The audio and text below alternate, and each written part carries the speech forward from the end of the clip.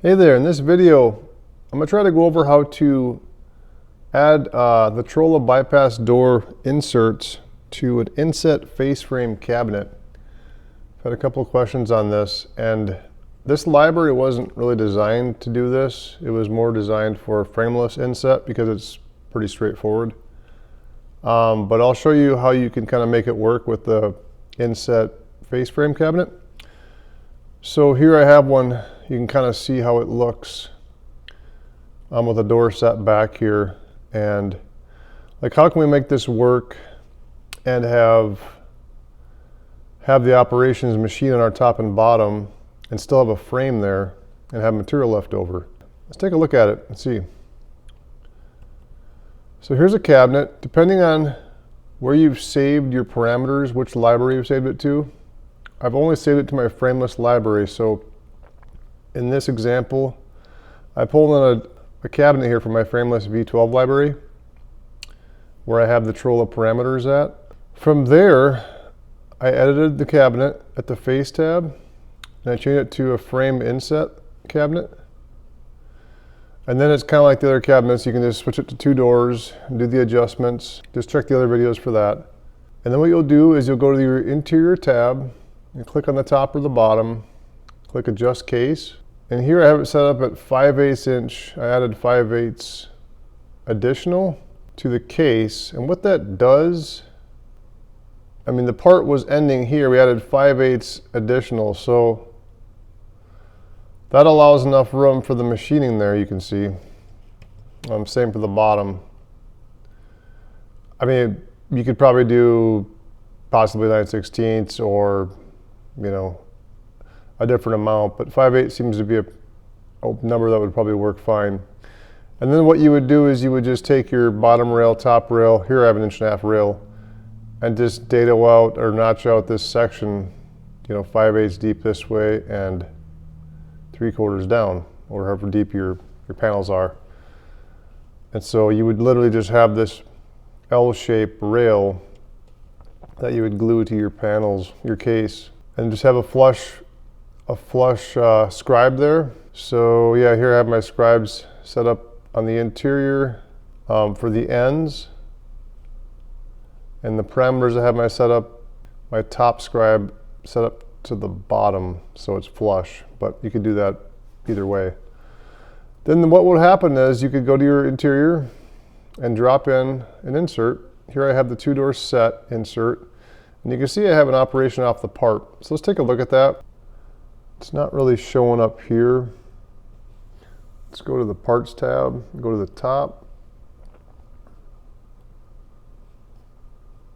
There you can see it on the parts tab, it shows up. So the reason that it's doing that is this is set up for, like I say, frameless inset cabinetry construction. So a simple fix is just take that insert, and what you can do, there's a couple things you can do. I mean, you can use a different insert. This is a 2-door set. If you need to have the holes drilled, like you could use this set. Then what you'll do is just edit the insert. Go to your operations, your dados, edit. Go to your length. And I have open width set up here. I've changed that now.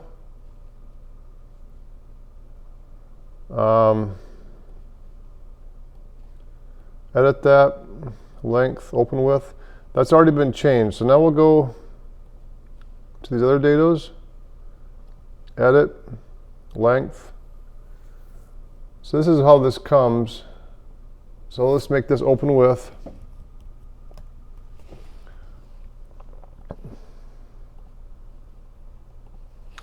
And you'll see this is going to remove after I do this one here. So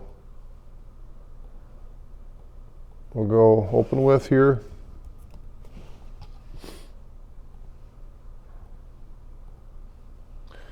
And now you can go to the parts tab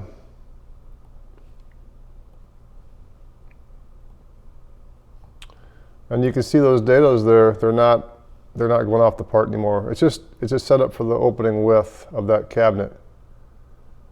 So that works great. If you don't want to modify the inserts, you can just select a different insert that's already set up for open with. In the library, it's coming with, let's open this up here. You can go down to the Trola dados, open with,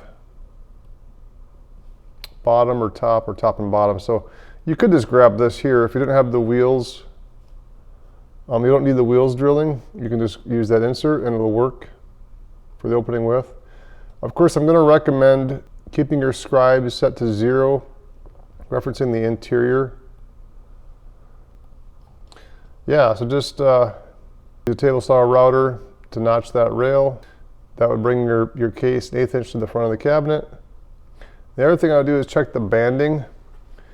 Like I say, this cabinet here, if I go to the properties, right-click properties, see it's a frameless cabinet from the frameless library, and I changed it at the face. So what that's going to mean now, it's going to be pulling in my banding template from my frameless library. So what I would do is go to here, band template. It's going to be in the other category. Go to the other category, band template, and just pull this. See, this is what it was. It was a frameless, no backs template. I would pull that in and change that to a face frame template if you have that. That way you're not going to get your case parts banding. Give it a try. Let me know if you have any questions, and I hope this works for you guys. Face frame, inset cabinets, you can do it with this library. Hope it helps. Thank you.